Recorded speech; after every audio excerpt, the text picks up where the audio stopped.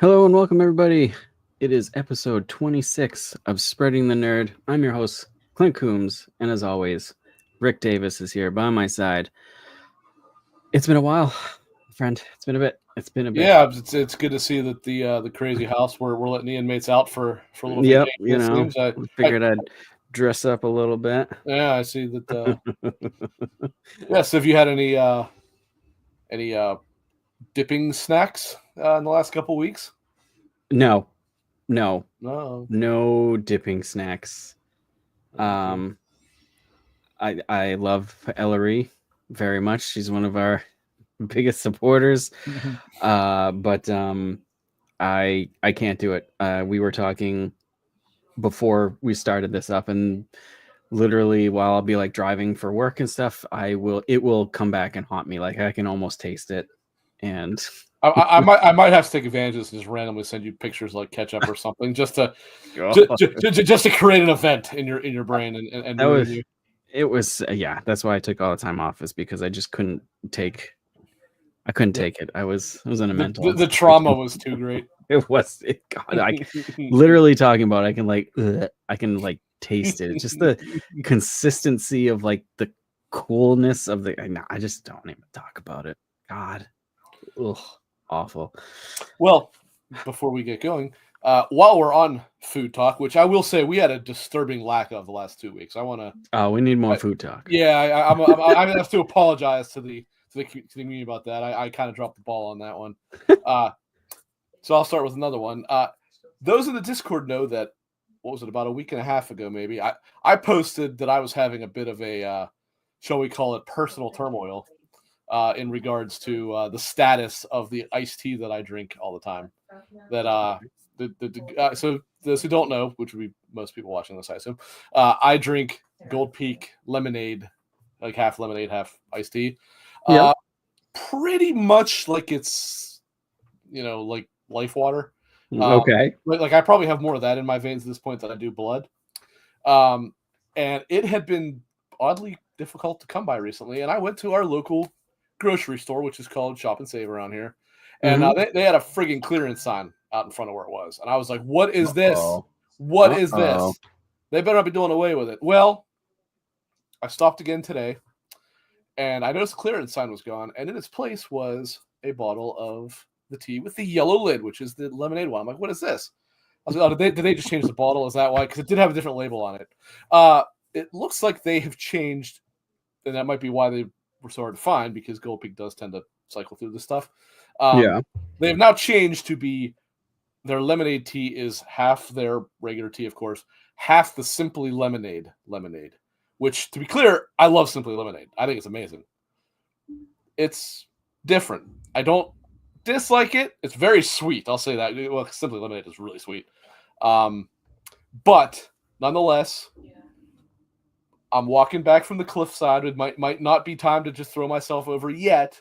We're gonna wait and see how this goes. So I wanted to clear the air and let the community know how that's going, because I was getting ready to hurl myself off a cliff over lack of necessary beverage. My daughter's a big Gold Peak like sweet tea, iced tea fan. So is it just Gold Peak, or like because it's like an Arnold Palmer, right? Lemonade and tea, or That's what it is, yeah. But I specifically liked that. You specifically like yeah, that one? Gotcha. yeah. Understandable. And I do like their sweet tea as well. But like what I used to, so it's kind of funny actually. When COVID first started, this shit was an absolute nightmare to get a hold of, because it is a pretty popular type that they sell, right? So you would go to a Walmart or whatever, whatever your grocery store was, and if you were lucky, they had one or two of them. And I'm like, yeah, this ain't gonna fly. So like over the matter of like a couple of weeks, I started collecting them, like to make sure I had. I started stockpiling. Probably start hoarding. Yeah, like it was like I wasn't drinking them, but like I started, like if I ever saw them, I was like, I bought a bunch of them. Just grab it, yeah. And like to the point that our refrigerator, the main shelf, is comprised entirely of these things. When I am properly stocked at this point, I usually have probably maybe 2 bottles of the sweet tea and probably 13 or 14 bottles of the lemonade tea. And when I start to get below like like 9, I start to get a little like, okay, I got to grocery shop, and then when I don't find them, I'm like, oh, this is bad.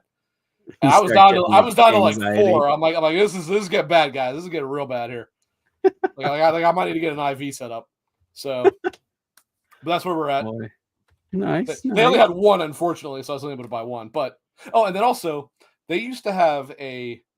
Actually, Baden and I had talked about this briefly. They used to have a peach tea. I think they still have it in the individual bottles, but this could be weird. I think they do. This could be weird. I don't know why this is. Their iced tea tastes different depending on whether you get the little individual serving bottles or the 52-ounce ones. Especially the lemonade tea. I do not like the lemonade tea in the like 16-ounce or whatever it is, but I love it in the 52-ounce. I don't know. I don't know what it is. It's got to be like a mixture ratio or something. I don't know what it is. But anyway, so I have not seen they used to call it Georgia Peach. I have not seen the Georgia Peach in the 52-ounce bottle in a couple years now. But when I went, Silking it, no, you can go to hell with that statement. Just putting that out there. I don't drink water. Time to switch to drink water. I do love water, but I do too. But no, iced tea and water, separate things. But anyway, they seem to be bringing back the peach tea also with Simply Peach. So clearly they made some kind of arrangement with Simply to be, because they also have the Simply Raspberry. So they obviously made some kind of arrangement with them to kind of be their flavored tea supplier. Yeah. Yeah, I'll have to let my daughter know because she likes Gold Peak and she likes she likes peach too. So I'll say the sweet tea won't be affected at all. I don't think. Yeah, she likes the peach. So, but yeah, I mean, I was like borderline like nervous breakdown over not being able to get the iced tea that I wanted. That sucks. Well, besides the drink endeavor, what have you been playing this week? Anything? Yes, actually, one thing mostly, but a little bit of something else too. I have been going hard on Kingdom Come Deliverance. I've seen that. Yeah. So if you've ever seen what I've been playing, it's been probably 90% that, 10% Rebirth since I finished Remake. Which I think I mentioned on the last show, but I can't remember. But no, I've been going hard on Kingdom Come. Nice. I actually, even though I already had it on Xbox and PC, I actually bought it on PlayStation because it was in there. Like what do they call it? Like winter sale or whatever for like. Yeah, wasn't it like $5 or something? It was like $9 for the Royal Edition, which includes everything. So I was like, well, I'm curious how it runs on the Pro. I mean, it's not Pro Enhanced, obviously, it's a PS4 game, but sometimes it'll like. But I figured that it would probably, run pretty smooth, which it does, for being 30. And also, I kind of wanted to see how I like the controller, since the odds are I'm going to end up getting, well, not odds are because now I definitely am, but at the time, odds were I was going to end up getting Kingdom Come 2 on PS5 because it's Pro Enhanced. And actually, I can say, like, I was like, wow, playing this, I actually like it, like the PS4, 5 or 4, what doesn't matter, controller a little bit better for this, just because of, I've always said I kind of have a weird thing about like Souls-likes where since you're using the R1 and R2 a lot, I like that better than an Xbox controller, since the right bumper rather is kind of like offset, if that makes sense. I find it a little bit easier to switch back and forth, and it's kind of the same deal in Kingdom Come. You do actually use both triggers a lot when you're fighting, because one's like your stab and one's your slash, so you're kind of going back and forth a lot. And I actually was like, wow, I didn't think I would. I intentionally bought it on Xbox back in the day because I thought I would like the controller for it better there, and it ended up being I like the PlayStation controller better. But yeah, nice. Jesus Christ be praised. Yes, not much longer. 3 weeks. I was in the same boat. I was originally going to get it on PC, and then I saw that it didn't have RTX at all, which it's not game breaking for me if to not have RTX, but and then was it? I think that game would probably melt a PC if it tried to run ray tracing, because it's already so demanding as it is. Yeah, it really is. I think it was the end of last week when we started getting actual videos of like the PS5 Pro and console video of the second one, and the Pro looks fantastic and it runs at 60 frames. It actually, to be fair, from what I saw, every console version actually looks way better than I thought it would. And like performance mode on all of them looks good. Yeah. Now it is a small little, compressed video, so maybe it won't look as good. But from what we saw, what I sent you, I'm like, that actually looks remarkably good in, Yep. in comparison to how I thought it would. You know, I thought the I console version was. would be like a massive like degrade from the PC version, which it, I Oh mean, it still yeah, might be, but it yeah. I'm looks sure there'll be some it looks some very stuff, good but even on console, which I was nice to was see. really surprised how good it looked on the Series S at 1080p, and it was Mhm. a flat 30. Like Mhm. during combat, everything. I was like, okay, these devs know what's going on. But I did end up um, pre-ordering it on the PS5 through Walmart because it's got the Steelbook, and I'm a sucker for the Steelbook. So Uh, yeah, I pre-ordered it through Amazon, but I pre-ordered not that it's a big deal, but I pre-ordered the do they call it the deluxe edition, the one that comes I think so. It with the comes with like season the pass? season pass or whatever. Yeah, Yeah, yeah, because I was yeah. gonna get the DLC for it anyway. So Yeah.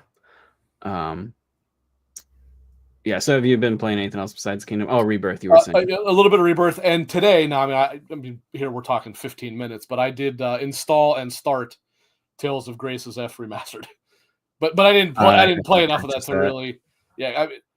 I mean, I'm on record as saying it's not an entry that I particularly cared for, and that, as far as I remember, that is pretty accurate. But I will say, number one, looks really nice with the really high res textures, because Nice. since it uses the more like older style Tales art style, Yep. it doesn't look that bad now that we're farther, because it like the character models have Kind always of been ages well type of deal. yeah, the character models already were pretty simple looking, right? Like, Yeah. for example, if Tales of Arise had come out on PS3, it would probably look terrible now because the characters are Right, way because of the more character detailed, models. right? Yep. But on this one and Abyss and all that, they were intentionally simplistic designs of their characters, so it looks nice. Like, it looks clean. Um, the world looks nice, and you know what? It really is just nice to be playing like a more traditional Yeah. Tales game. That's what I'm looking forward I to. love Arise, and if the next Yep. one's like that, I'm fine with that. But I Yeah. also really do like this style. I love the old. Before, Yeah. yes, before Zestiria and Braziria really took it in a direction I didn't care for, which I think is partly why I like the Rise so much better, because so much because I liked it so much better than what they did with those two. Yeah. But where it's still the running on a flat plane, but like a straight left and right plane, but then you can still go in 3D if you want to, and you got your regular attack and your art attack, or in this case they call them Arts A and Arts B. But yeah, just the more like Tales of Abyss style combat. It's nice to play one like this, even though I had played this one before on PS3. Man, the prologue is kind of rough because it's long and they're freaking kids, and like they're kind of annoying kids too, unfortunately. Yeah. So you kind of gotta really just grin and bear it and get through that. But it does set up the story. Like I know obviously kind of I kind of remember what happens, but it is a relevant part of the story. And then the combat definitely gets much deeper when they're adults, because Right. Your main character, for example, Asbel Lant is his name, and when he's an adult, I told you he looks like friggin' swordsman Elton John with his weird costume. I'm gonna guess that I'll be using a different costume because I just don't like his outfit. But when he's a kid, you really only have like your main one type of attack, so it gets kind of repetitive. But when you are an adult, then he has the A type and the B type, which really drastically changes how his moves work. Like if I remember correctly. Silknet out here throwing jade. Ban him. He's not welcome here anymore. And Also, Silknet, you're a kid the entire game, not a prologue. The whole game is a prologue. God. Yeah, ban him. But when you become, I think it's like 5 years later, so I assume Asbel's like 17 or 18, as JRPGs typically are. Then he gets his second set, like the one set. So he's your swordsman, right? His attacks and combos are all with the weapon in its sheath. Very anime thing there, right? Yeah. Whereas the other style are when he actually draws it and uses the sword itself. So, and there is plenty of reasons to use both. Like, it changes your combo, and I want to say one's better for like maybe breaking defense, and one's better for just doing damage. Something like that. I can't remember, but and they all work that way. They all have their A style and their B style. So, but anyway. Long story short, it is nice to be playing kind of an old style Tales game because I did miss Yeah. those. Those are good. I Please, come on, please port Exilia 1 and 2. I'm begging you, Namco. dude, I Please. would love Exilia. I love Exilia is by far my favorite one. And also, it's so good. Bring Abyss. If you bring Exilia 1, 2, and Abyss, I'll be happy as a really surprised Abyss hasn't made it somewhere. Like, I'm really surprised. So am I, because Abyss is apparently a pretty popular entry. I always thought I was the only one that really liked it. Like I thought it was pretty unpopular, but it's not. Yeah. Like the most popular one is Symphonia, but that makes sense. It's kind of the one that got a lot of people into the series. Yeah. I think Vesperia is then second, which we got that a handful of years ago. Finally, got the PS3 version brought over because it had a whole lot of extra stuff in it. And then actually, I want to say Abyss might be next. Now, for me, like I said, number one easily is Exilia. I think it's the best one they ever made. Exilia is fantastic. But I also, I mean, I would like them to bring over, or rather to port some of the older ones. Like, we never really got a proper console version of Fantasia, which is the original one. We never got was Game Boy Advance, and I'm sure as hell don't want to play that version. No. But either way, Exilia 1 and 2 and Abyss, and I will not ask for anything else. I will just hope for others then.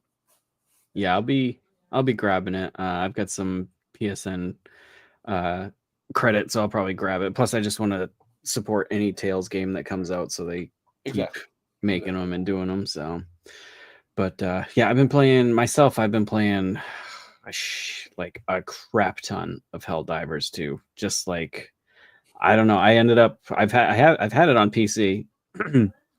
Ended up getting it on PlayStation, and I hadn't played it for a couple months. It probably more than a couple months, and then I don't know. It's sucked me in. I've got like 46 hours into it, and I bought it a couple weeks ago, which is, I was like, why can't I play RPGs and other games like this type of thing? But yeah, I've been sinking time into that. Armada Reforged. Been playing that a little bit. Arma, thank you. You said Armada. I said Armada. I don't know why.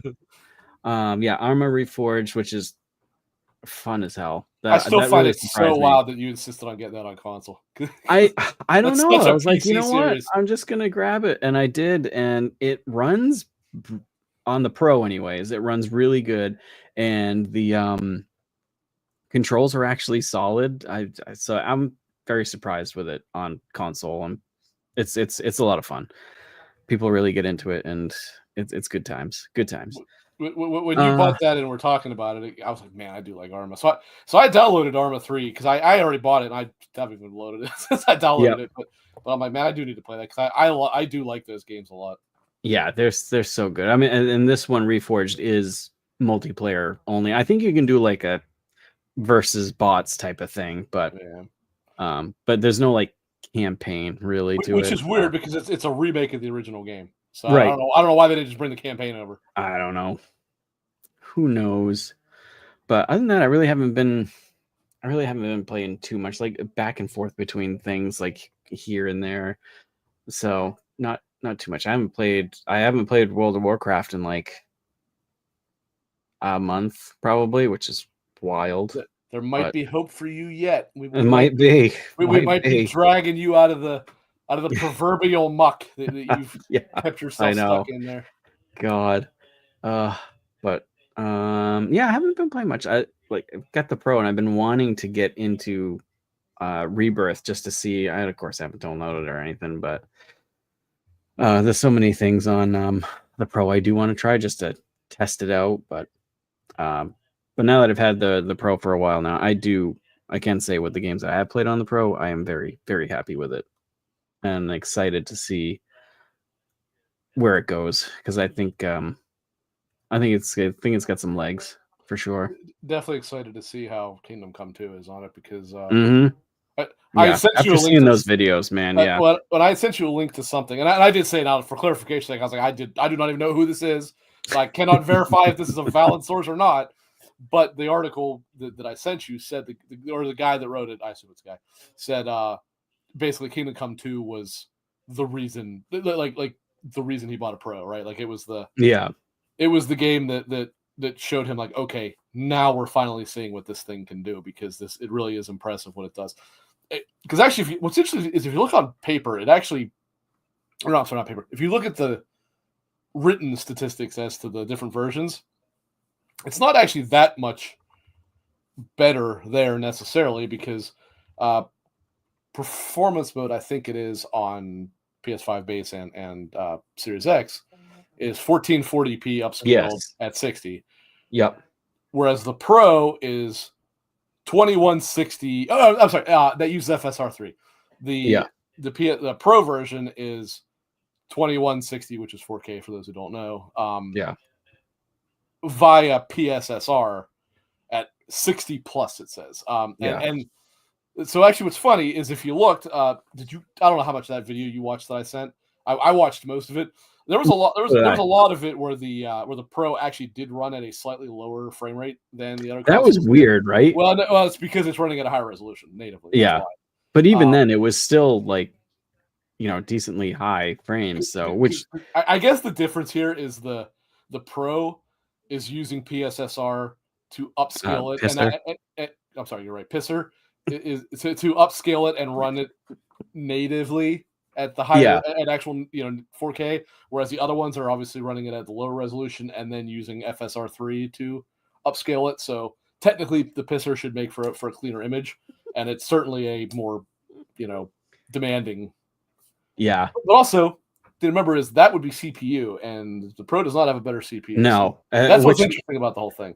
That's what. Yeah, when we were talking about Kingdom Come and just any open world game like that, it's usually CPU intensive just as much as the graphics card GPU. So I'm kudos to those devs because no offense to them or anything like that, but like the last Kingdom Come, man, ran like ass for a long time, even on high end PCs. It still doesn't run great on high end PCs. Yeah, like if you, my computer, which it's not the greatest computer in the world, but I mean, it sure as hell should be able to run Kingdom Come Deliverance just fine. Right. It still struggles if you set it on whatever they said, Ultra or whatever they added. Yeah.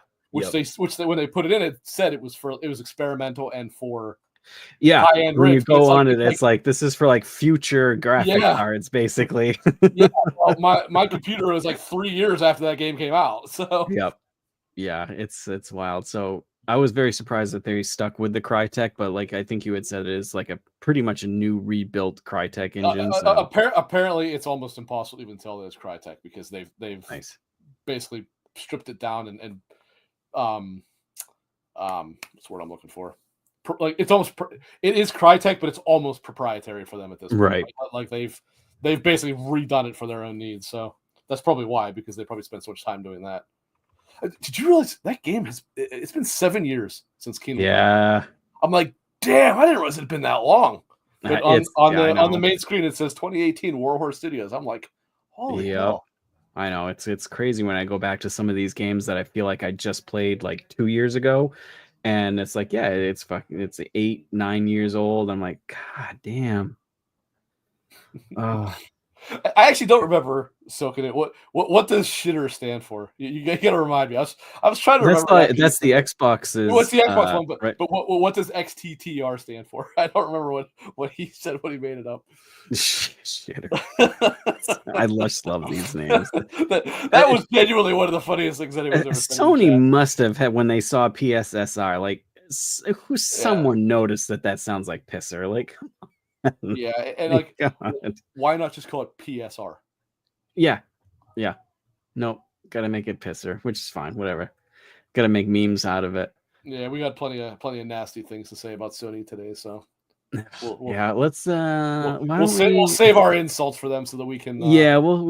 Let's get into this. Yeah, let's get into the Switch 2 before we get into that nightmare of Sony. Yes. Because there's not much on the Switch 2. It exists and it's called the Switch 2. There you go. I saved you 2.5 minutes of watching a video. I honestly wasn't expecting much from the reveal, but I thought we'd get a little more than that. That reveal, I expected more than that. Yeah, that was a solid D- in my book. Yeah, it was very lackluster. It's like, it's the Switch 2. It's the Switch with a couple extra fancy things, and you, instead of sliding on the Joy-Cons, you can stick them in, which is cool, I guess. Mario, it has to be Mario Kart 9 was shown off To not briefly. even have a release date, let alone price, was a real major loss, or real major fail rather, on Nintendo's part there. And it would have been different because I think, of course, all last week and this week it was just leaks upon leaks upon leaks. So I could see them putting out a quick trailer and then not giving a release date, but at the end be like, "Oh, hey, our direct is next week" or something. But no, it's not until April. 3 months So away, it's like, almost. Yeah. yeah. So it's like, what the it's the Switch 2. And we don't know much, obviously, but It's a little bit bigger, but other than that, to the naked eye, it looks the same with a couple extra options. Yep, Joy-Cons. That's hopefully not don't drift. talking about internal guts and that. It's just when you look at the unit, it looks the same. It's just a little bit bigger. It looks like the Joy-Cons are more built better. The one thing I will say is, like, they had the Joy-Cons on like the side, and it looked like they were kind of like driving them. And I'm like, this is some kind of Mario Kart gimmick, I will drop kick this thing. Like, what do you mean? In the trailer, they have like the Joy-Cons and they flip them on their side. So like the pink and blue is down, and it looks like they're racing along the table. Oh, you know why that is? Apparently that was like they did a terrible job revealing this, but I guess they can function almost as a mouse like that. Oh, okay. I did hear that. I did not get that either. I saw somewhere else. What the hell? I was like, how did I miss that? That would be, because it's why they kind of interesting. you know, they showed like the colored part you popped off and put a different one on. I think that's why that is. Yeah. Okay. It's like, boy, they could have done a lot better job of showing that. Yes. Okay. Yeah. See, me instantly thinking of Nintendo is being a gimmick of, because that's what Nintendo does. But if it's used as a mouse and it's got a good optical, there's thing, use could be for cool. that if that's what it is. Yes, it could be cool for like a shooter or something. That it could be done. That could be cool, actually. Interesting. Hopefully, you don't need freaking cardboard and cabling for that to work, but you know, it only works on one surface, the cardboard. Right.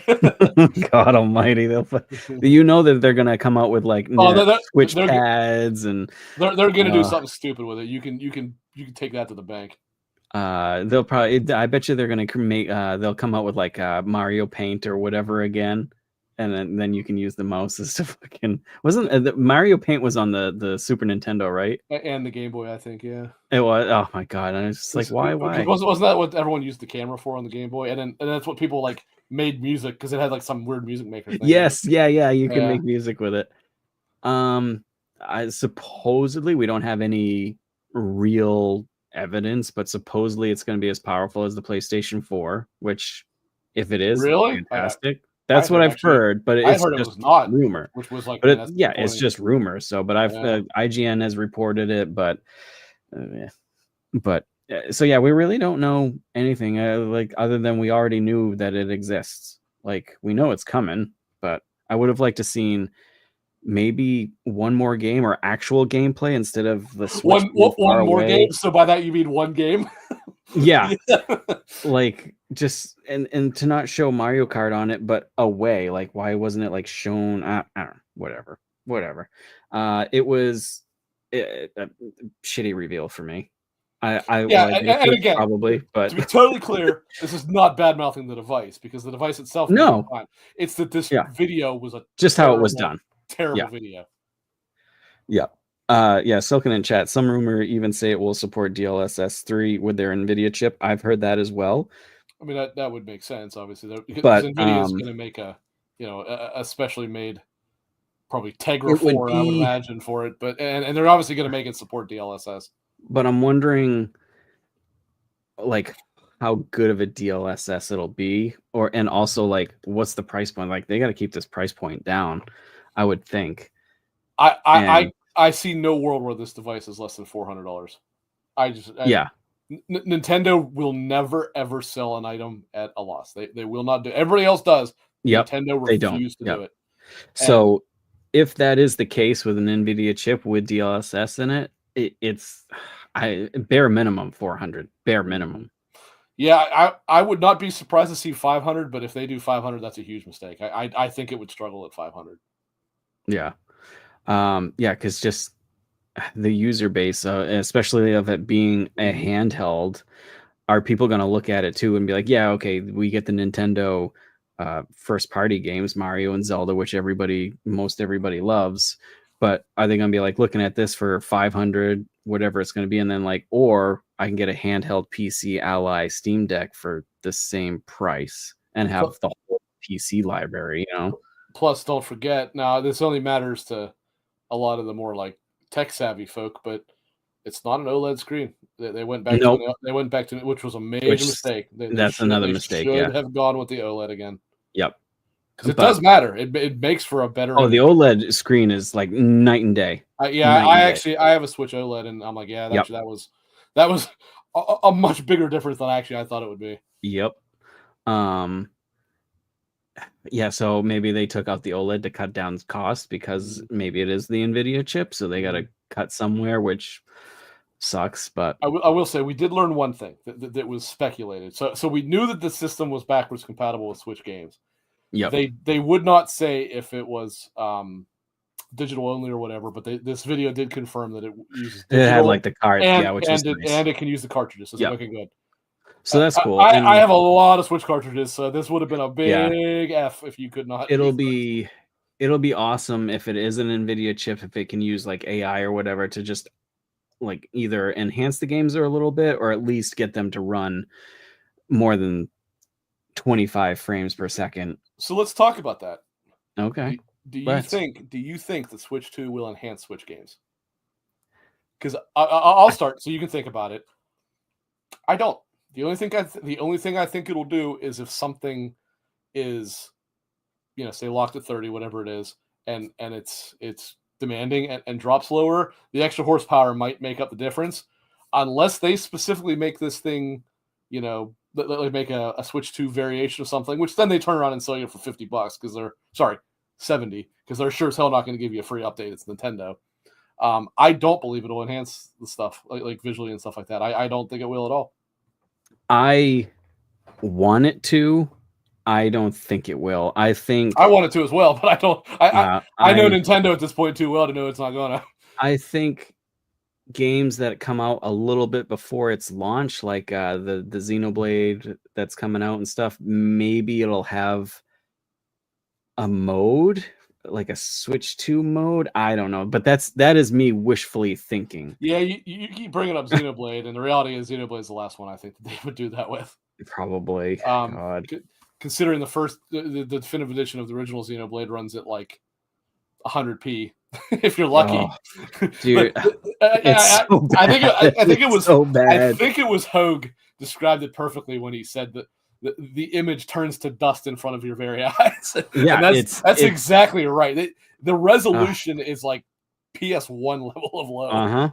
It's awful, and that is, I absolutely love the Xenoblade series. They're one of my favorite series, but anytime I play it, and as long as I play it for where I'm sitting, the whole time in the back of my head, I can't stop thinking how much better this would be on anywhere else.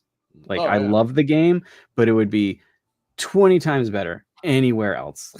And I hate that. Well, the amount of games that are locked, or not locked, I'm sorry, trapped on that system, that not just like Nintendo made ones, but it's like why in God's name is Astral Chain not anywhere else? Seriously, Astral Chain is an amazing game that the entire world doesn't even know exists because it's on the Switch. Yeah, and I'll be honest with you, you could make a pretty fair argument that outside of Nier Automata, that Astral Chain might be the best game Platinum's ever made. Actually, see, I haven't played it because it's on amazing. The Switch. Absolutely love. I will say, to be fair, it runs fine on the Switch. So like that's not anything to worry about. But it's more a matter of like that's just not where people go to play games. And it's just the comfortability of their controller and stuff. I want to play that game somewhere else. I think the Pro controller is comfortable, but I agree that the Joy-Cons can be pretty uncomfortable after time. Maybe the Joy-Cons to Switch 2 will be a little bit better because they are a little bit bigger, so you're not going to be quite as like cramped holding it. You know what I mean? But Yeah. the Pro controller is pretty comfortable. I don't have any issues there. The only issue I have, if you want to call it an issue, but the console's built around it, is the fact that the triggers are not analog; they're just basic buttons. Right. But, I mean, it is what it is. It's how it's made. So yeah. So I mean, overall, Switch 2 was reveal very announced. announced. It was very like, okay, cool, thanks. The Silken in chat. I have issues with the Pro Controller D-pad. Really? I don't. I don't like the feel of it either. Granted, I've probably used the Pro Controller 3 times, maybe. Switch 2 reveal. I don't know. It didn't do anything for me. No, same really. So I'm looking forward to the stuff in April to see what else we're getting for a launch lineup and stuff, and to actually get some specs of it, because I'll get one, whether it's launch or not. I don't know, but I'll get one. And I'm always interested I'll in definitely getting one eventually. I don't think I'm going to get one at launch.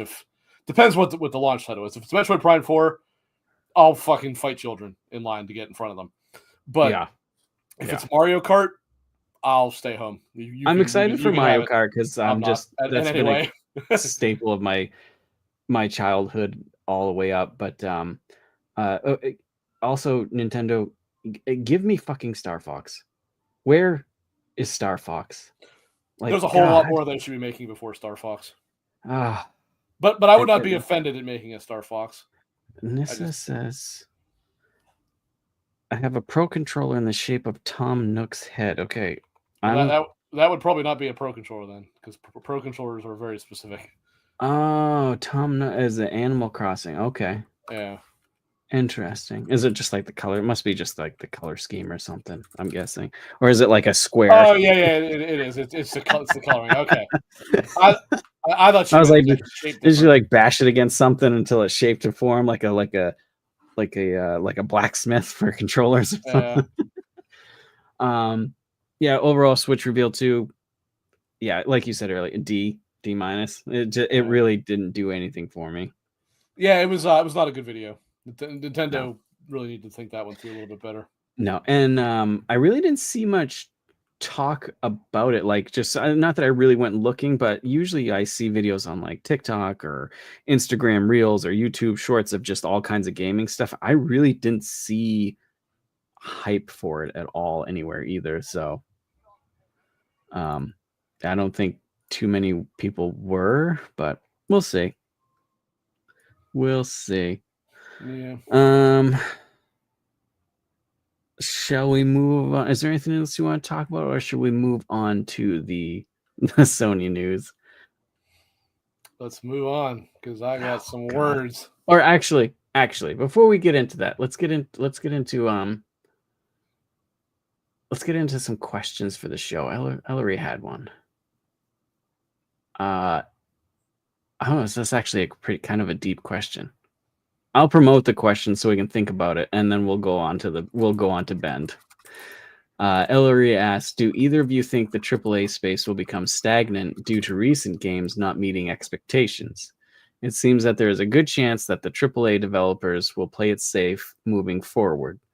What changes in the AAA space do you anticipate? All right, I'm going to think on that one. Okay, well, to answer the first part, sorry, phrase it again so that I actually answer it correctly. Do either of you think the AAA space will become stagnant due to recent games? My answer is no, because it already has. There's no become stale, because it already is, or stagnant, or whatever the hell it was. Publishers have damn near destroyed this industry. And that starts first and foremost with very much Microsoft, but also PlayStation definitely contributed to that as well. But how should I put this? I mean, there's been obviously tons of talk about how the cost of development has skyrocketed like crazy, which a lot of that I don't want to say can be contributed to Sony, but it can be contributed to people trying to emulate Sony. Since Sony really, started to. I mean, obviously they'd done it for a while, but it really kind of reached its head, if you will, during the PS4 era, particularly with the countless numbers of high quality games they released. Right. Which boy, that sure be nice to have some of those. Still wouldn't, but so everyone tried to emulate that, and it imploded. And then also the massive success of a couple of live service games with just constant payment coming to them, then turned to different. Now that one's not bloated cost of development, but then it came to a whole lot of morons trying to copy that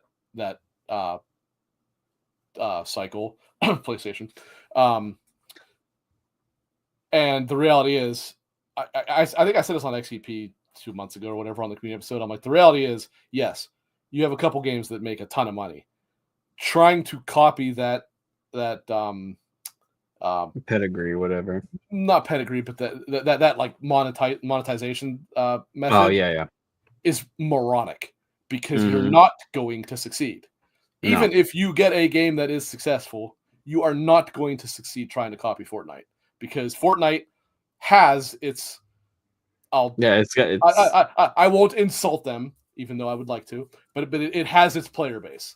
Yeah, you're not going to take them. You're not going to zip away from, especially when your entire point at this point is not built around being a good game. It's built around the fact that you can be friggin'. Yeah, it's literally built around their user you base. Can be Darth Vader. No, it's built around the nonsense IPs that they keep getting. And for some reason, people above the age of 5 are attracted to this, which I don't quite understand. It's the same thing when like shooters come out and they're like, "Oh, is this the Call of Duty killer?" And no, the only thing that's going to kill Call of Duty is Call of Duty. That's right. The only Call of Duty killer is next year's Call of Duty. Yeah, that's just how it is, whether you like the game or not. It's just so I mean, this will obviously come into what we're talking about with PlayStation, but the industry's obsession with chasing trends is so stupid. Yeah, because it's not going to work out, and it never does. It never does, outside of like the odd thing here or there. And you know where else this happened? And actually, I brought this up on the XP episode as well. Mobile. That's exactly what happened in mobile. How many places tried to copy Bejeweled or whatever, and how often did it work? Never. It never worked, because people played that game and they didn't care about yours. Right. And like the industry, and then obviously very much where I was specifically complaining about Microsoft, the fact that nobody's job can feel secure in the industry anymore. And, I know, yeah. And everybody gets a touch of that pie, but Microsoft gets 3/4 of that pie right now. Yep. Yeah, you can. They are laying people off at an astronomical rate. You can release a well-reviewed game that sells decently, and you still just don't know, which sucks. And another part of this, there is a lot of clearly poor leadership in the gaming industry right now. A lot of it. I mean, I've spoken my words on Phil Spencer, so I'm not even mentioning him. But it's just all around. I mean, look specifically at like Bungie. Bungie's biggest issue are 100% leadership, right? Mm-hmm. And they're not the only one. There are so many bad leaders of different development studios, and all of these things are coming together to essentially borderline implode the gaming industry. Yeah, like it's bigger than it's ever been. It's enormous. It's huge. It's what, like $100 billion industry a year now. It's crazy. And the reality is nobody wants to enter it, because you don't know if you'll have a job in 2 weeks. No, and that's also like partly to Ellery's question of like, do either of you think the AAA space will become stagnant due to recent games not meeting expectations? It's a lot of games aren't meeting expectations, of course, but I think the AAA space gets stagnant because there's too many AAA games now. Mm-hmm. AAA used to be, if you heard AAA like 10 years ago, 15 years ago, it was it was a grand game that you knew was going to be a 10 out of 10 before it even came out type of deal. Now AAA is just thrown out left, right, and center, and it's just like almost every game is a AAA. So it's like it's stagnant because, to me, it's stagnant because there's just so much out there. The worst thing that ever happened was, and that doesn't make sense, but I think it was the PS3 era when basically the double A space completely fell out. Like the bottom completely fell out in double A, and it's like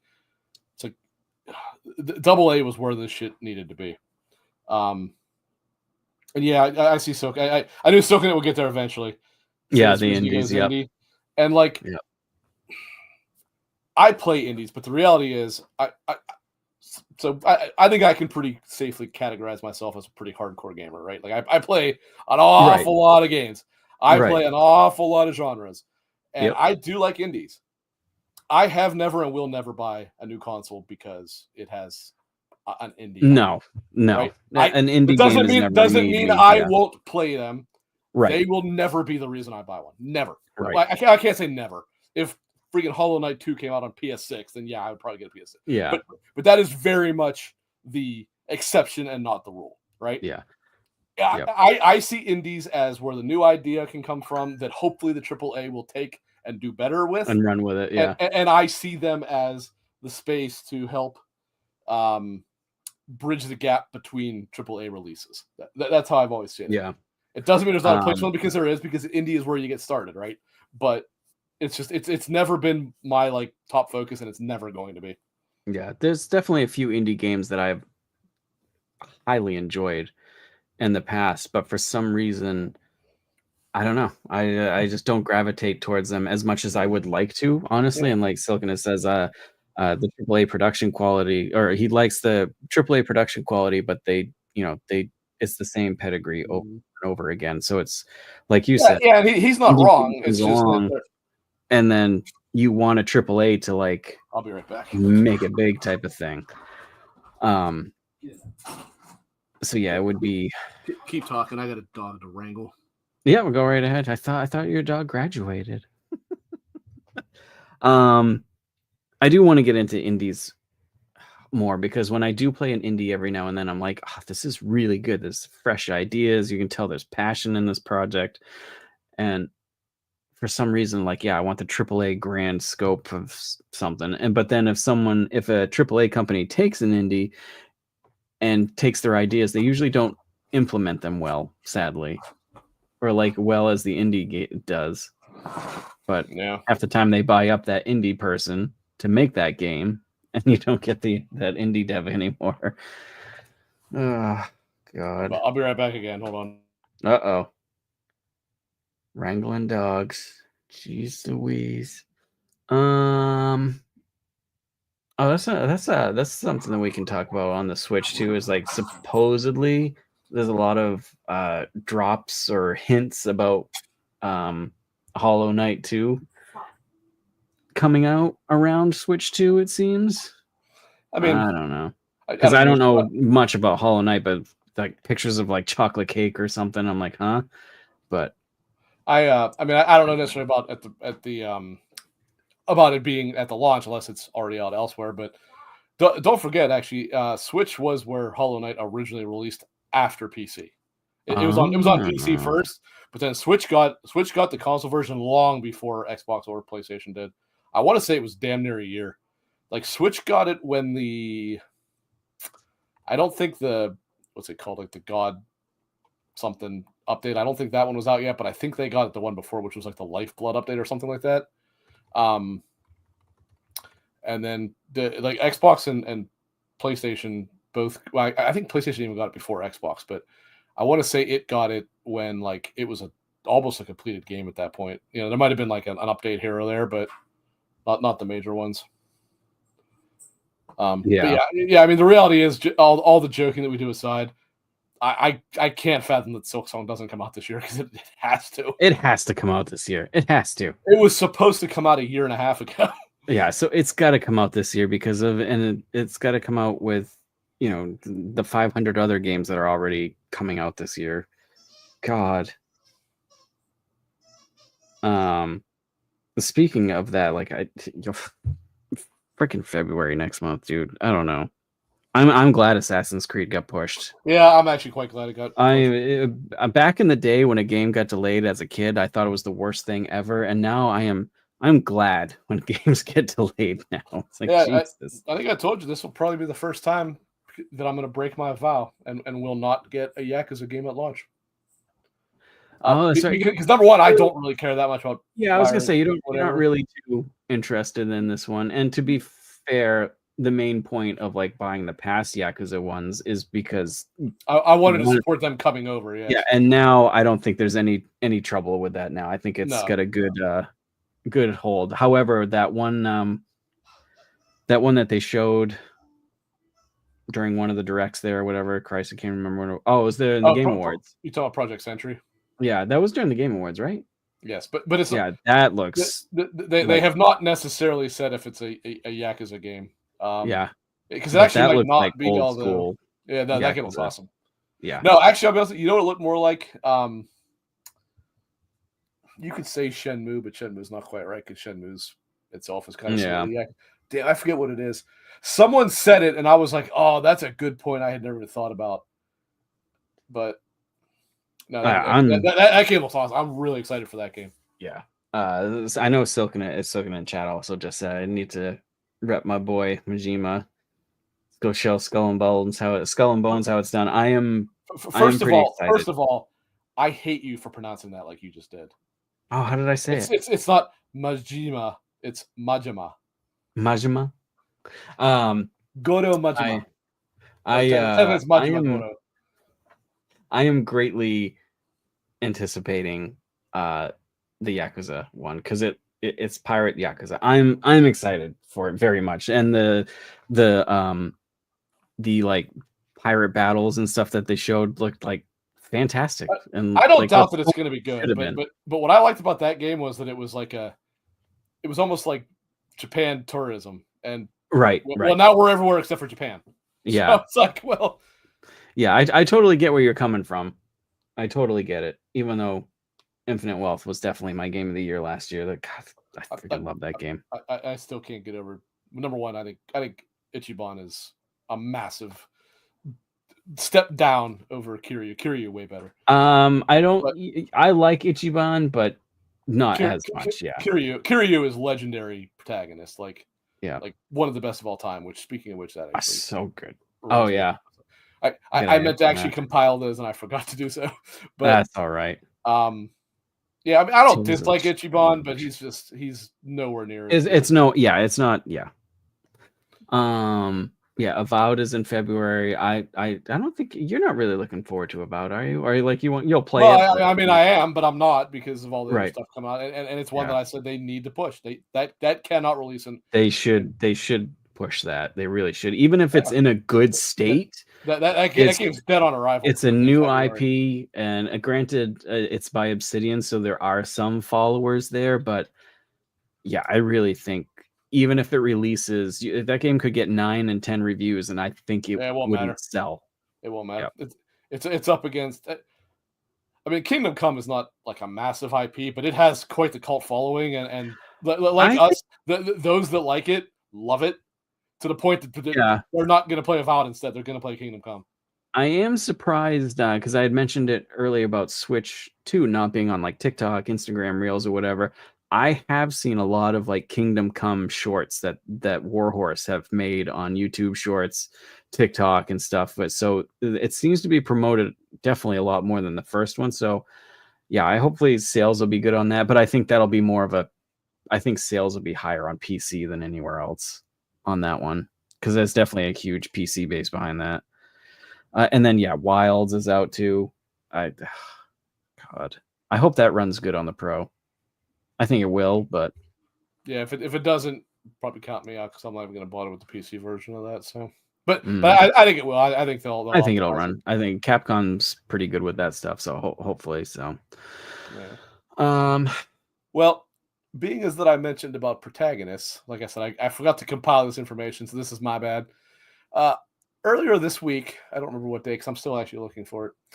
I had asked folks in our Discord to announce their 5 favorite gaming protagonists of all time, and due to some crying from Baden and myself, admittedly, I made a. There was a rule to that. There was 2 rules to that, actually. Number 1, the protagonist could not be an existing character from an IP. So, for example, Batman would not qualify. It could, however, be if you had, let's say, you liked Arkham Asylum or whatever, you could pick a character from that as long as they were new for that and not created previously. Gotcha. Right? Gotcha. Okay.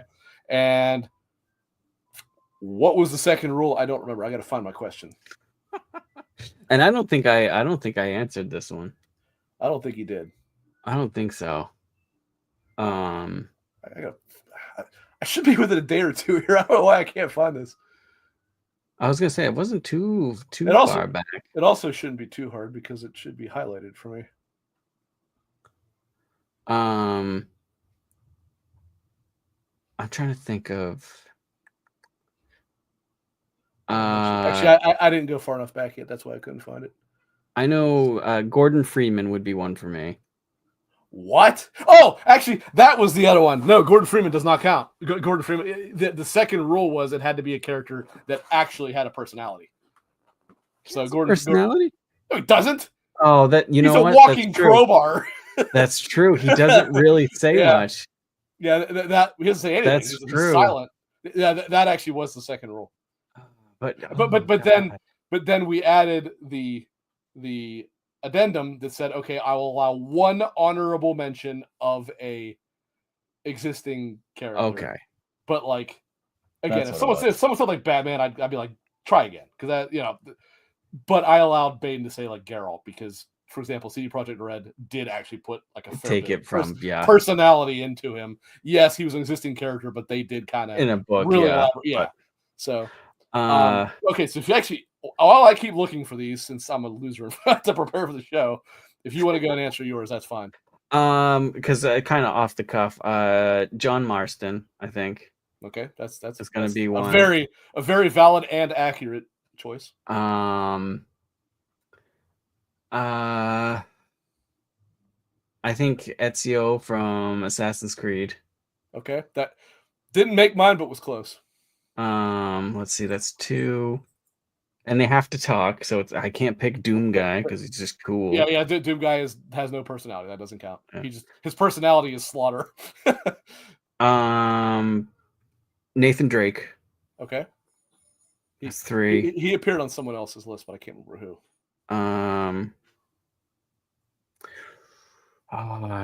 Do I throw a?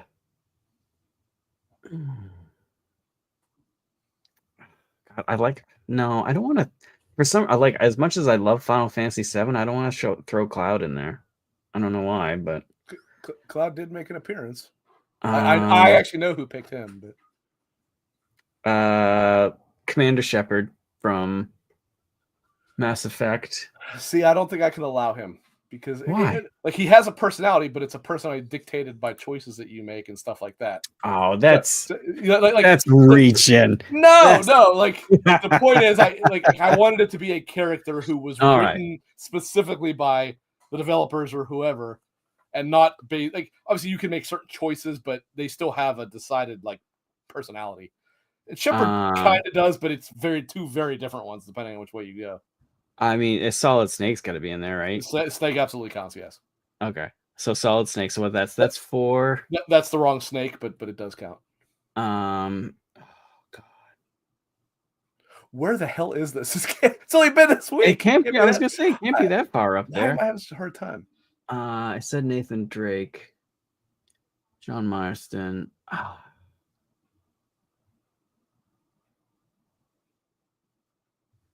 Oh, I think I'm close because here's where we were talking about Arthur Morgan's ass, and I think it was part of that. Oh, do I want to say no? Here we go. Okay. Can I put like Dante as honorable mention? Dante. Actually, no, I don't want to. Never mind. I don't want to. Is that like Devil May Cry? Yeah. Actually, I thought about it. I mean, he doesn't have to be honorable mention. Yeah, no, I don't. Actually, now I think about it now. There was one other slight variation to this rule. The Knight from Hollow Knight is exempt from the second rule. He counts as a valid selection. Jesus. What about Ellie from Last of Us? That's a valid choice. I think that's a good one. So okay. I think that's 5. So let's go through them again because I was trying to look for the John Ellie, Marston. Solid Snake, John Marston, Ellie, Who was the fifth one? Hold on. Because I think I told you not to use Commander Shepard. Oh, Jesus. If you can't come up with anyone, I'll let you do it. And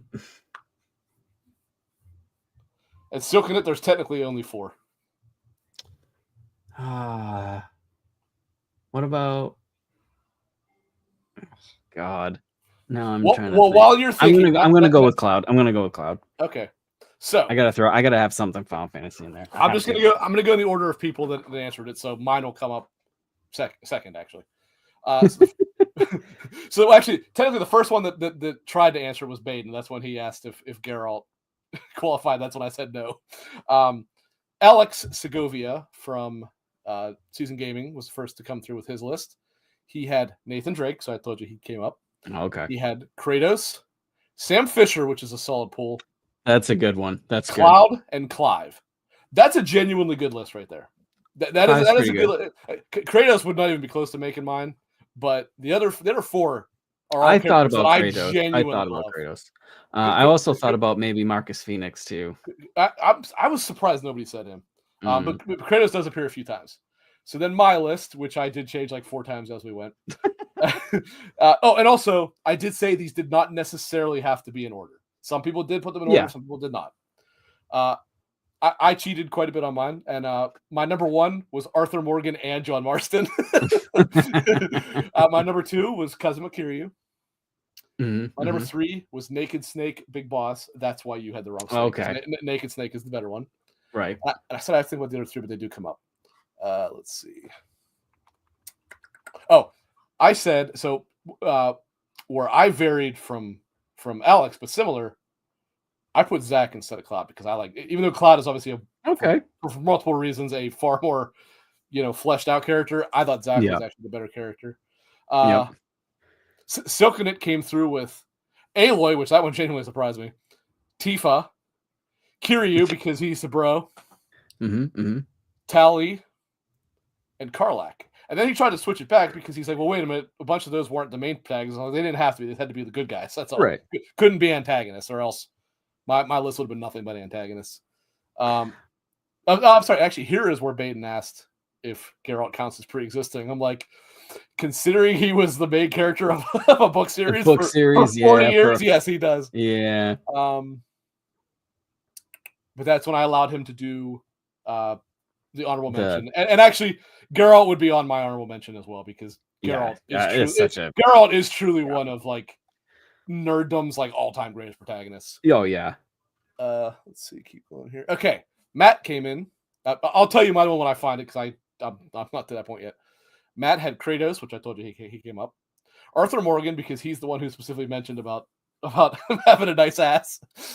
John Marston, Wolf from Sekiro, and Zagreus. Although from Hades, although that he changed. I haven't got to yet. When I get to what he changed it to, I'll tell you what it was. But Zagreus, I think that's how you pronounce it. He changed. So Baden came in and said in no particular order: Arthur Morgan, Big Boss, man knows what he's talking about. What can I say? Tyon from Shadow of War and Shadow of Mordor, which is a good pool. Solid pull. Solid. V from Cyberpunk, which technically I should have not allowed because of the rules that I set. Since V kind of, you make choices, but I didn't think about it in time. Okay. Ethan from Resident Evil 7 and 8, which I'm just gonna say is not Baden. That's a weird choice because Ethan sucks. I love those games, but Ethan sucks. Ethan sucks. Yeah, like Ethan's fine, but that's an interesting poll. That's I appreciate Silken It saying I see he has a bunch I don't know what he's referring to, but he says Jesse Faden. That's a solid. Is a great character, so that's a good choice. Very, very good. Alan Wake's a great character too. I didn't even think of that. He's okay, but the truth is, you're not supposed to really like Alan very much. So yeah, that's true. It's like there's a reason why he's like this is true. You're supposed to be like, this guy's an asshole. Yeah. Okay, so I said this again. This is me just being completely unable to like pick something. But I said I would probably put someone from the Tales games on mine as well, but I can't decide who I'd go with. I loved Elfin from Arise, Luke from Abyss, and Jude from Exilia. Although Gaius is definitely my favorite Exilia character, he doesn't count because he's the antagonist. Although he is a protagonist in 2. And then I also said I would also be remiss not to mention Shadow, the Hedgehog. Okay. Yeah. Right there. Who is the absolute, and this is direct quote what I said, the absolute best anthropomorphic edgelord of all time. Okay. Which Matt replied and said he could not agree more. Still could have tried to throw Lilith in there from Diablo until I was like, no, good guys only. Yeah. Okay, so here we go. So here's Matt's corrected list. He said remaking the list because The Last of Us exists and he forgot, which that hurts me to my core a little bit. But Kratos, Arthur Morgan, Ellie. So Ellie is actually who he put in place of of the guy from Hades, John Marston and Wolf. And actually, we should have one more here. Krista answered, but she's a little ways down. Silken in chat. We should do bad guys for next week. I'm definitely for that. Yeah, we will. But that's a lot harder for me because I love so many of them. I am a demented soul, and I like villains. I love so many of them. I like villains. Yep. Although I can tell you number one right now because that's not even a debate. Sam Fisher's a good pick. I like that. I do like Sam Fisher. Sam Fisher's awesome. Yep. Definitely. All right, here we go. So here's Krista's. Krista's is a very interesting list because it pulls a lot of not common selections. Number one, and I knew this would be number one, but before she already answered, I knew this would be number one. Amaterasu from Okami. Number 2 was an interesting pull. Is it pronounced Vise from Skies of Arcadia? They didn't have voice acting. I think it's Vise. I said it as Vise in my head when I read it. Yeah, there was no voice acting. So that's a good pull from as well. Number 3 was Echo from Echo the Dolphin. That's number 4. I also knew was going to be on her list because she's demented. But Astarion from Baldur's Gate 3. Number 5 actually was a surprise for me, and that was Luigi, which she put literally any game that he's in. Interesting. Nicole in chat. Agnes Crumplebottom? What's that from? That's from a book, I think, isn't it? Agnes Crumplebottom. I do recognize that. I like saying that though. Oh, it's from The Sims? Oh, okay. All right. Well, that counts. So it's apparently the old lady in The Sims is called Agnes Crumplebottom. I didn't realize there were pre-made characters in The Sims. I just typed in the name and there's like a whole wiki fandom for Agnes Crumplebottom. That sounds right. Those Sims players pre-created are sick sim. Interesting. Yeah, apparently she's been in a few Sims. Apparently, okay. If anybody else in the chat wants to throw out your list, by all means, feel free to do so. Just understand that I will judge you very, very, very closely based on what you say. But it's still okay. You can have your own opinion. I won't judge you. I'm good cop. I'll judge you. I'll judge you. It depends. Actually, yeah, depending on what you say, I won't judge you, or there'll be heavy judgment. Like if you come up here with, well, I guess Link wouldn't qualify me, but if you came with him, I'd be like, get out of my chat. I don't want to even talk to you anymore because Link sucks. But he doesn't have a personality, so he doesn't qualify anyway. I knew this was going to say Zelda. Zelda barely counts. Barely. Oh, God. Because she talks a bit, but she barely has a personality. Did she talk in the new game at all? I assume not, but she also has like 20 different personalities. So. Yeah. Sora from Kingdom. Do I know Baldwin? Baldwin is from my Warcraft guild. So, Sora from Kingdom Hearts. That's a Kingdom Hearts. Although Sora is the wrong person, but I'll allow it. I'll allow it. Riku, right there. Okay. Right there. Okay. And also, right there. I got Kingdom Hearts 2 whenever 3. I can't do this. Whenever somebody Riku, all I can think of is Final Fantasy X character. Yes, Silken. I'm well aware that she talks in Breath of the Wild and Tears of the Kingdom. And if ever there was a reason for her to not count, it's for the fact that she talks in Tears of the Kingdom and Breath of the Wild. Because she might be the Enki most from obnoxious character Flintlock. of all time. Enki from Flintlock. I didn't play it enough to Enki's okay. He wouldn't be just anywhere to near like my list, but he's fully okay. make an opinion on that one. I'm trying to think of some other good ones. I know like 2 hours from now I'm gonna be like, oh shit, wait. Yeah, well, yeah, I know. Now, in terms of if we are going to do villains, we need to set. We need to get something set. We need right to have away. terms. There are terms to this. Obviously, So first of all, the same same rules thing. the same rules are going to apply. But Same in addition, because of being villain now, we have to add another stipulation. And I'll ask your opinion on what you think here. They have to be evil. If they are a villain that turns good in a sequel or whatever, do they still count? Yes. And actually, I'm not going to agree with they have to be evil. They have to be the antagonist. No, I was just throwing it out there. I think they just there have are to. Antagonists who have bad people that. There are antagonists who are also good guys, just simply on opposite ideological things. Yeah, they can. They very much qualify. I think they can be bad in one game and then good in another game, and then you can pick it. Yeah, I think that's fine. Okay. Because I already have top of my list already, but I got at least two. If I think hard enough, I'm pretty sure I'll fill this list up very quickly and have a hard time narrowing it down. Actually, anybody that knows me already knows what number one is because that's. So they do have to have a personality and not from an existing IP. Okay, correct. So no picking like. Don't pick the Joker. Oh yeah, and no picking like the Dead Space bad guys or whatever. The aliens or whatever. The necromorphs. No. The necromorphs. Yeah. Now, but if you wanted to pick. But I forget his name, but the crazy zealot from Dead Space 3.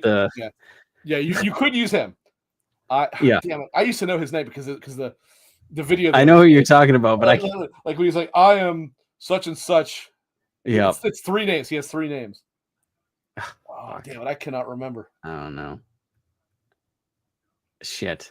Yeah, can drive me bad shit. Yeah, he would qualify. The necromorphs are a race, so they don't count. Yeah, so no. But so also the Covenant do not count, but the Prophet of Truth or whatever would, right? Or I think it's gonna be interesting. Like I know, like my top one instantly. I'm sure it's the same one as mine. It's probably but like. Yeah, I'm gonna have to think about this one because there's like you also, I like a good villain. So and this qualifies more for you and me than probably anybody else, but maybe Silken it as well. We should probably limit it to 1 entry per series in the list too. Yeah, yes. So you can't have 5 Final Fantasy villains. Right.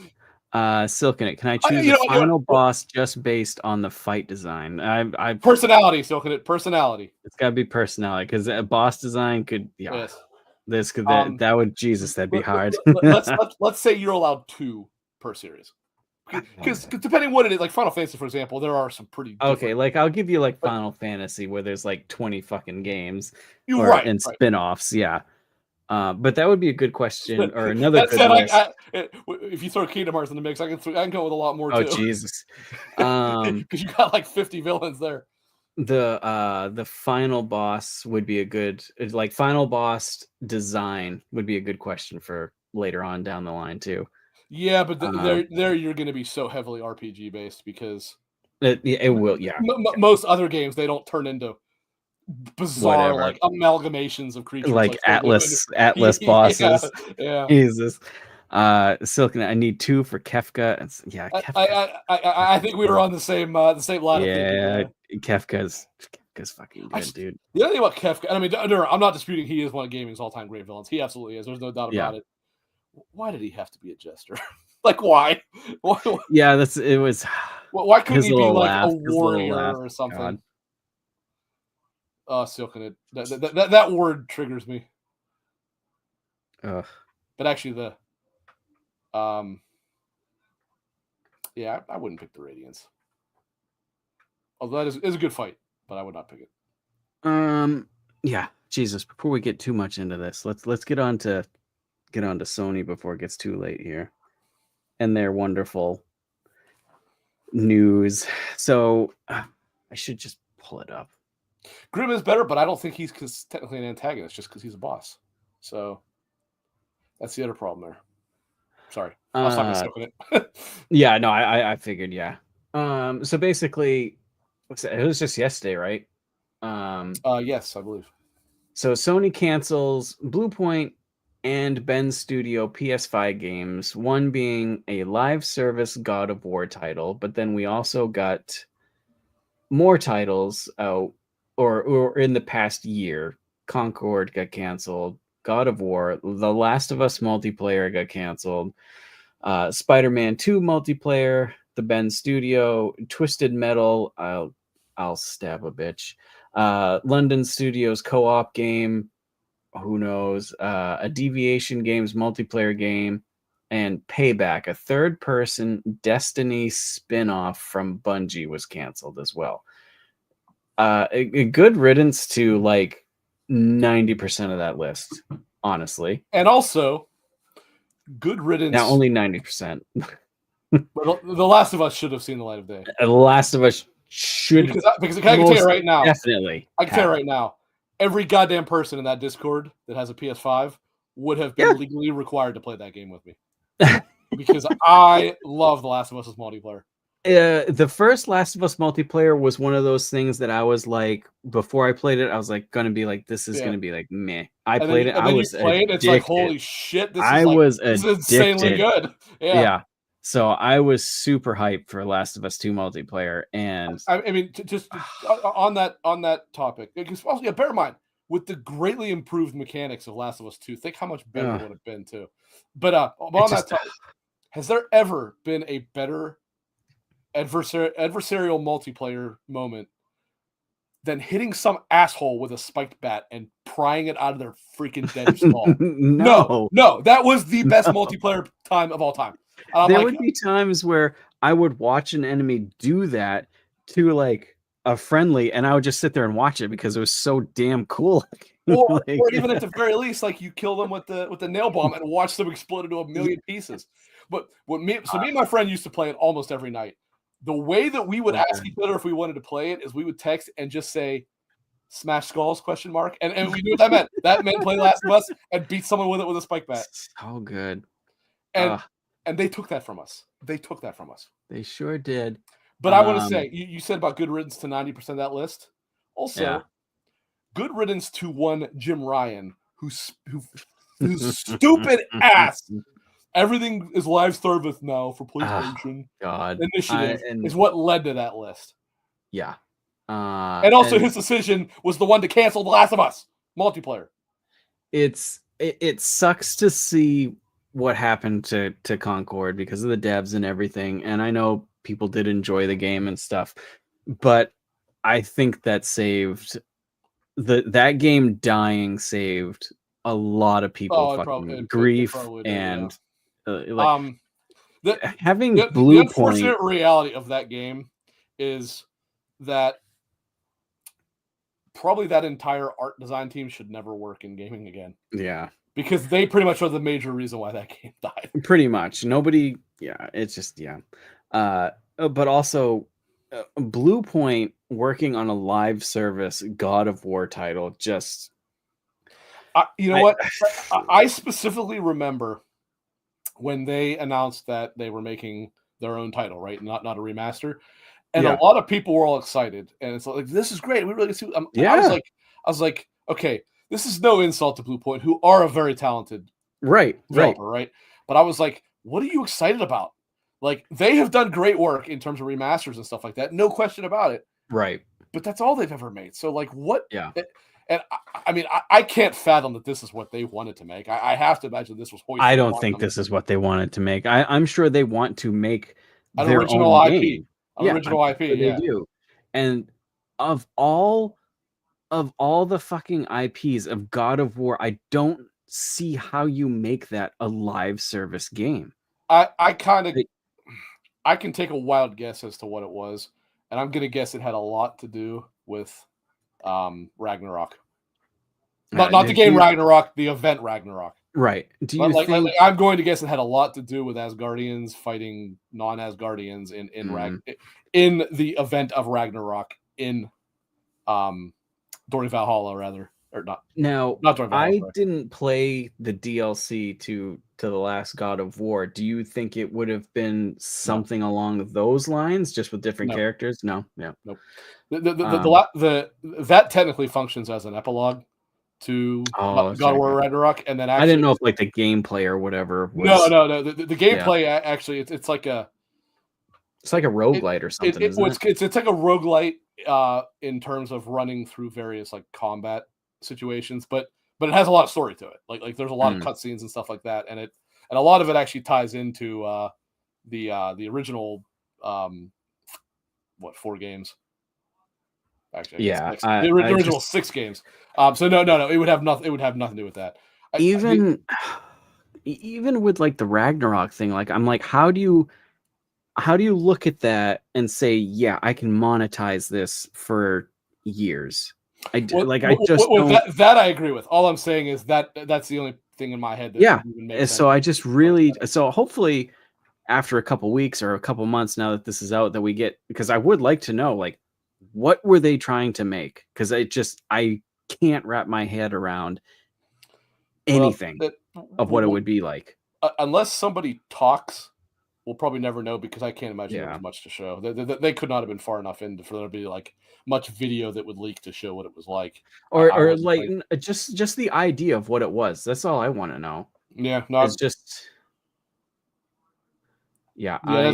That's the that might be the single weirdest IP to use for that actually. for like all their IPs. Mhm. Yeah, like I really don't I I don't know. I could name you 30 PlayStation IPs that would be a better fit for a multiplayer Yeah, game than that. yeah. And the The reality is, Halo thing. I don't have to think very hard because almost everything but would work better than God of War. Yeah. Like Twisted Metal could have worked as a live, not live, yeah, or like a live service. You can keep releasing new characters, maps, blah You, blah blah, you could you skins. could you could dip into their back catalog, which I mean technically this is newer info, but which they claim they want to deal with more often. And I mean there's a bunch of games there there are a bunch of IP there that you could use that would work way better as a multiplayer game than God of War. Yeah. Yeah, I just don't know. And then And then here's sorry not to cut you off, but here's no, here's but one other suggestion as to what it could possibly be, because to be fair, it does not say that it was like set during the Nordic timeline. Theoretically, I mean this would be a horrible idea, yeah, but I could see it being like a hero shooter, but not actually shooter, where you use the different gods from the pantheons oh and stuff like that. god. It's a terrible idea. It's a terrible idea, but I But could the see sad thing is where that like could go. I can see Yeah. Jim Ryan be like, "That's a good idea," Yeah. let's go through different phases of like Egyptian this and that, and yeah, Yep. I can Yep. yeah, Jesus Christ. And then Ben Studio, who was working apparently on a multiplayer game, We, completely we did know that though, because yeah, when which it came but up to when it have came out that Sony stupidly declined to let yes, them make I said Days yeah, Gone he's 2. gone too. We knew that it was because they wanted them to make some kind of multiplayer open world Which bullshit. who knows what it was, but what a waste of time, talent, Mhm. resources, all of these things pretty much were. And then yeah, like I believe there was an interview with one of the people at Bend, and they were like, "Yeah, we had the second Days Gone like written, ready to go, I think it and was it got John Garvin. I'm almost yeah, positive it was and him. it got shot down, and it's like, dude, like I liked Days Gone. It was a little bit long for me, but as I was playing it, I was like, I cannot wait for the Yeah, second one of this, because what they take and learn from this is going to make for a phenomenal game. And it there were good ideas there that simply needed the yeah, it just sequel to needed flesh out. yeah, Yep. a little more time to cook. And so I And was again, it is a game that sold well. There is yeah, it boggles the mind why Sony said no to that. no, 'Cause here, it's make like okay, a if it didn't sell for shit, you'd go, okay, I can at least understand that. sure. It sold well. I think that it was their obsession with having everything be like game of the year candidates. And you know why it wasn't a game of the year? I mean, Yeah. it probably wouldn't have been anyway, but you know why it wasn't a game of the year candidate and got reviewed at like 6.5s? Because of Sony. Because Yeah. they gave reviewers copies that were so bugged and Uh-huh. unplayable. I remember that. Literally 5 days later, when the day one patch came out for Everything was fixed. well, not everything, but Mostly it was everything. vastly improved. It's like, Yep. why would you do that? Sony I don't PR know. destroyed that game's know. reviews. And then to take Ben Studio, who made a single player game, be like, okay, now you guys make a multiplayer game. Like, come on. I don't know. But yeah, Jim Ryan needs to take a giant step back and rethink honestly everything. If you look outside of the people who just insist on trying to give him credit for stupid shit, his legacy of being the head of PlayStation is pretty. It's not great. It's pretty freaking bad. It's not great. Like he was the head of PlayStation in the era when they became so tone deaf in terms of what the fans want, in terms of how to talk to the fans, in terms of all that, right? Yeah. He became the head of PlayStation in the generation where they have barely released anything, right? He became the head of PlayStation in the era when they failed to prevent Microsoft from acquiring ABK, which was what they spent 2 years pushing, and they failed at it. Yep. He was the head of PlayStation for countless canceled projects, which, I mean, a lot of them do have canceled projects and stuff like that, but it happens. The difference is when you're not releasing anything and you find out that everything's getting canceled, that's a problem, especially when it's because you go, hey, our fan base love the narrative-driven single-player games, so we're going to make nothing but live service games. And I want to be clear. I understand why you want to make a live service game. Yeah. And that's fine. You didn't need to make 12 of them. No, that's what the number was. It was 12. Yeah, that's the problem right there, is that they wanted so many. How do you think you're going to have so many live service games and be able to have like all this money rake in? And people are going to pick one live service game and just stick that. Nobody's going to buy 12 different battle passes on 12 different games. It's just if your argument is, well, the idea is you do them all to see what sticks. Okay, sure. But by doing that, now you are completely alienating what your actual fan base wants, because you're putting all of them if you have one or two in development, you're not alienating them, right? Because you're doing that as well as making the other ones. Right. When you have everybody making those and nothing but those, now you are alienating them. Yep. Especially when most people, when they bought the PS5 at the end of the PS4 cycle and stuff, mainly, there was people that wanted multiplayer games, of course, but a lot of people that bought a PlayStation, like myself, because I have a PC and stuff, I bought a PlayStation for single player first party games. That's what I bought it for. Mm-hmm. And which Sony themselves have just not released it. And the ones that they have released, so okay, obviously a lot of talk, and rightly so, as to why Insomniac has almost carried the PS5 so far. And I would not disagree with that. But I would also argue that the ones that they've released on PS5 have actually been less quality than the ones they've released on PS4. I think Spider-Man 2 was the worst of the three. I mean, technically Miles Morales launched on PS5 as well, but it also it launched on both. It was and I liked Ratchet & Clank Rift Apart, but it's not even close in quality to the remake, or especially Crack in Time. Crack in Time is still the absolute best Ratchet & Clank game. It's so good. It's but to be fair, I'm not, because it would be hard to reach those heights. But I consider, Rift in Time was actually Rift Apart was actually one of the driving purposes when I got a PS5, and I ended up kind of disappointed in it. I actually really liked Rivet, so that wasn't the issue. I just didn't. I don't know. It just seemed like it was spinning its wheels the whole time. It wasn't as good as the other ones. And I did want to address this. Silken is saying that. That's about the only positive thing that I think really, truly can be attributed to him, Silken it, because, the actual launch, maybe not so much, because that is what it is. But he does actually get some credit for, not so much the pandemic itself, but for actually, getting units out there. Even when they were selling out, they were getting friggin' C-130s to deliver entire planes worth of PS5s on that. So he does get credit for that. But for every bit of credit that he gets, there are two major things that are forever going to hang over his legacy. Do you know what those are? Because you don't have to think too hard about what they are. Number one, And absolutely the bigger of the two is Bungie. The decision to buy Bungie was such a bad one. Yeah, Bungie took them for fools by getting them to invest like $4 billion to buy them, and they have lost so much money by buying them. And the other one is Concord. Concord is an embarrassment to Sony. You can not just PlayStation, like that's an embarrassment to Sony in general. Yeah, like, and being a Japanese company, image is very important to them. I can tell right now, a lot of things changed internally because of Concord. Because of Concord, they're like, we cannot have that happen again. Yeah, like I said at the beginning of this, I think it sucks what happened to Concord and stuff, but I think Concord saved us a lot of grief and letdowns, and it died so other projects could die. Yeah, but I think it's for the best. I think it's way for the best, but I don't know. I mean, what can you do? Yeah, sorry, I kind of went on a rant there, but I am so furious at Sony for this console generation so far. It's and when it comes up, I can't help it but vent, because I mean, it might not sound like it, but to anybody who doesn't know me very well, I swear to you, I am one of the biggest PlayStation fans you will ever meet. Oh yeah.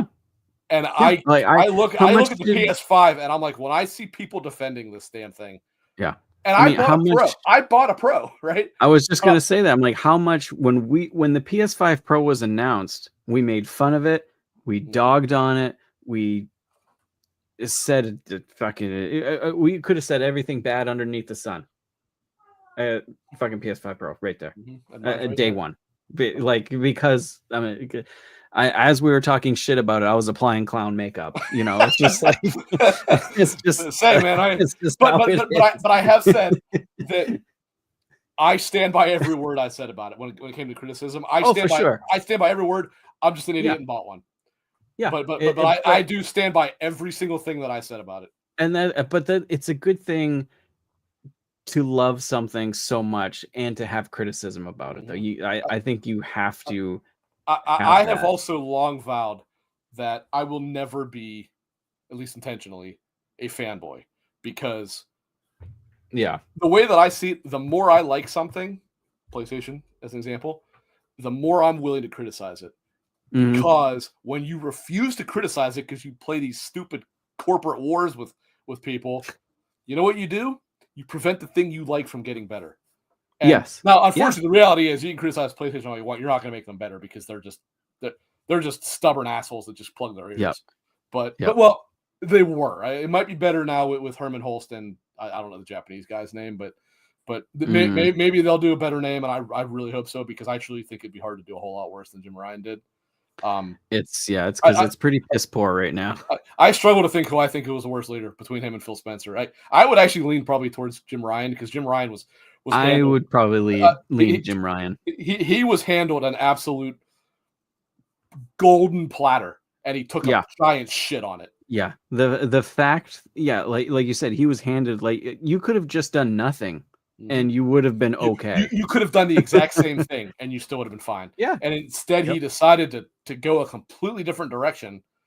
And for some reason, man, PlayStation fans, a lot of them don't like him, actually. A lot of them will criticize him, but some of them are just like without naming names, man. One of the very, very large PlayStation podcasts out there that I listen to every week, the host refuses to criticize the PS5. His exact statement is, I am very satisfied with the PlayStation 5, and I cannot understand people's complaints. Now, to be clear, there are a lot of games on the PS5 that I like. I am not arguing. Oh, yeah. Oh, for sure. To refuse to criticize Sony for their absolute refusal to participate, it's like just say it like it is. Say, the third party are doing a great job on PS5, and Sony themselves are doing as bad of a job as you possibly could do. Yeah. I don't know what's so hard about saying that. Sorry, I was laughing a second ago there. I wasn't laughing at you. I was just checking out our Discord, and Baden in Discord said, Rick, trying a peach gold peak tea. If it sucks, I'm blaming you. I got to reply to this, because as I mentioned earlier, there's a different kind now. Yeah, I imagine he'll. It also matters, like size matters, right? So. Oh Christ! Oh man, I gotta start adding the Discord into the. Yeah, actually, we probably need to add that into the description. Into the description, yeah. Yeah, And I need to start. I actually had been thinking that as we probably need to pimp that a little. I bit just more. keep forgetting about it, Yeah. and it's just been busy with stuff. So hopefully, really get back into the swing of things here and Momo. But yeah, any other news you can think of, or anything you wanted to talk about? I think that's probably all I got today. I wore myself out and kind of ranting and raving there, like like an absolute lunatic. But bear in mind, for 2 weeks, I had to host, so I had to keep it cool. So I had a lot of pent up anger to vent. Yeah, understandable, because that whole Sony thing really threw me for a loop. Like, I knew they were working on some live service and stuff, but it's just ridiculous. Just ridiculous.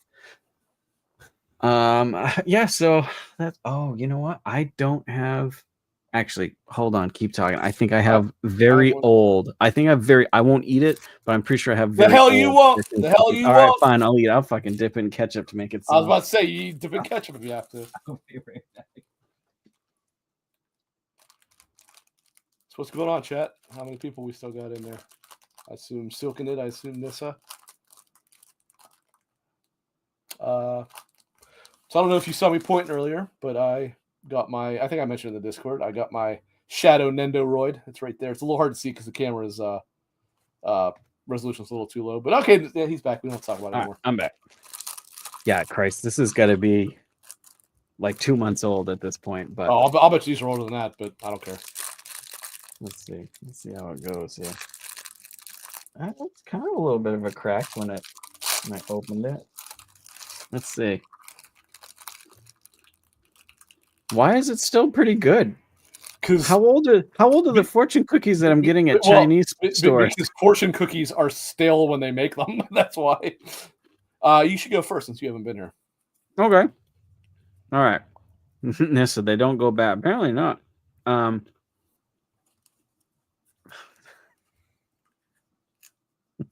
Jesus, dude. Challenges will help you grow and learn. You know what that means? That means a double serving of chips with ketchup is up on the next episode, since you can learn and grow. Mine isn't even really a fortune. It's more of a. Okay. I think Nissa snuck this into my fortune cookie. She's trying to psychoanalyze me. You love the spotlight. Become an entertainer. Nobody wants to listen to what I mean, have to say. You're kind of an entertainer now, right? Nobody wants to listen to what I have to say. There's a few of us. No. Nobody that's smart. Let's put it that way. No one that likes themselves. Yeah. But, only those who like to put themselves through mental anguish. Oh God. Oh yeah, and here's Oh, show me your Silent Hill. Oh yeah. Hold on. Also, here's your game. Yeah. It's real nice in my PS5, man. Let me tell you. Okay, so those that tune in often will remember that Clint and I shared gifts. What was it, on the 20th? I think. I think it was on the 20th. Yeah. Well, one of us got all the gifts to the other one on time. One of us did not. But I got one. This is the second part of mine that came. What was it? Was it last Saturday? I think it was. It came in the mail. I think so. Yeah. Nearly thrown away because actually the package that came in looked like junk mail, so we almost threw it away. But thankfully did not, because when I opened it, I was like, "What the hell is this?" And after a couple minutes, I'm like, "Wait a minute, this might be the second thing Clint got me," because I didn't know what to expect. I had no idea what it was. But so it's an envelope. Some people should recognize what this stuff is. Oh, sorry, what this stuff is. That says Mary with some. Damn it! So is that how the envelope came? No, or was it inside? This was inside of an. This was inside of an envelope with a Czech Republic address, which added to the looking, or sorry, Czechia, added to the looking like junk trash. Yeah. So inside of that envelope, there was a few other things. And at first, I'm like, what the hell is this? And then I pulled out the last thing that I'll show you, and I was like, oh, now I know what it is. So it came with some stuff. The first thing that I saw was this, which just furthered my confusion. It says, "Thank you for ordering, Rick." I'm like, what the hell is going on here? since it's like peach, I was like, what is going on? Then I saw these little things. I don't know how well they'll show up on camera because they're like black and white printouts. I guess they show up okay. And I was like, wait, this hand, okay. And I was like, okay, that's James Sunderland and Pyramid Head. I'm like, what the hell? Right about this point, I'm like, wait a minute. Then a couple postcards were in here. 2 of them. Okay. There we go. Nice. Okay, that's cool. James and Mary. Okay. There's something on the back. And then the biggest part of this, which is when I realized exactly what it was at that point. Because at first I'm like, why are there pictures of James? Just random Silent Hill 2 screenshots. It says. Oh, that's cool. That's actually pretty cool. Anybody that has played Silent Hill knows what it says, but that's cool. In my restless dreams, I see that town. What the hell? I forget the thing. Oh, it's Silent Hill. Sorry, because it's a printout of what it looks like in the game. Yeah, and that writing for Silent is not great. It no. says, "You promise you take me there again someday, but you never did. Well, I'm alone there now in our special place." I thought it said alone. I was like, wait, what? Then it said, "Waiting for you." Which, if you know, is the letter that James gets that causes. I love how the letter looks like it was in the game too. That's awesome. That's pretty cool. Yeah, the person who made it, the Etsy person, or whatever, obviously got like they must use like some charcoal to kind of like make it look dirty. That's pretty cool. And then obviously printed out on it using the font and all that from the thing. So that's pretty neat. Cool. It is. It's basically a fake postcard and pictures of that, as well as the letter from Silent Hill 2. And, that's pretty cool. I like it. When I realized it, that's when I noticed. Like I was like, "Oh, this is actually exactly like the envelope looks in the game." But you don't see the envelope very much because you see the letter. Right. Well, that's cool. I like that. That's cool. So yeah, next week we'll talk about villains and whatever Sony or Xbox decides to screw up. Actually, something that we need to do is you and I have to do like a 2024 recap because we didn't do it. We do, yeah, because I really didn't. Like we need to go over like what our favorite stuff was and yeah, kind of what we hope for 25 and stuff like that. That'd be cool. Yeah, we can do that for sure. Because I'm not sure. I mean, who knows what the news will give us next week? But yeah, there won't be any fancy Switch reveal. I'm not that was fucking fancy, but yeah.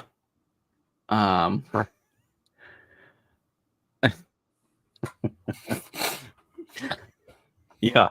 I know. God damn it. So yeah, next week villains. So everybody make a list, put it in the Discord, and we'll go over everybody's as well as ours and see what comes up. We'll have it more streamlined next week too. We'll get it all yeah, well, I'll try to remember to actually organize it this time and not have to look for it. Oh, that's right, Nissa. Next week is the direct. What exact date is that? Because maybe we'll do a live react if it's not middle of the day. Anyways, I don't think it's next week. I think it's the one after. Oh, is it? No, it might be the 23rd, which would be like Thursday. Yeah, I'm sorry, it is Thursday. I was thinking it was earlier in the week. Yeah, it's next Thursday. Okay. Yeah, so maybe we can do something with that. Maybe. So yeah, I think that's it for now. I'm glad to be back. It's been a while, so get back into the swing of things here, and hopefully get this year off rolling with some more interviews and stuff, some more guests. I know Silken has stepped up and been awesome, and then Captain Logan was on here, so that's cool. It's at 1 p.m. Okay, well, I guess we won't watch a live, but we'll definitely do. It's definitely not gonna be a live watch for sure. We'll give our thoughts on it for sure. So yeah, we'll villains, Xbox Direct thoughts, and all that jazz. So yeah, thanks everybody for watching and listening, and we will see you next week.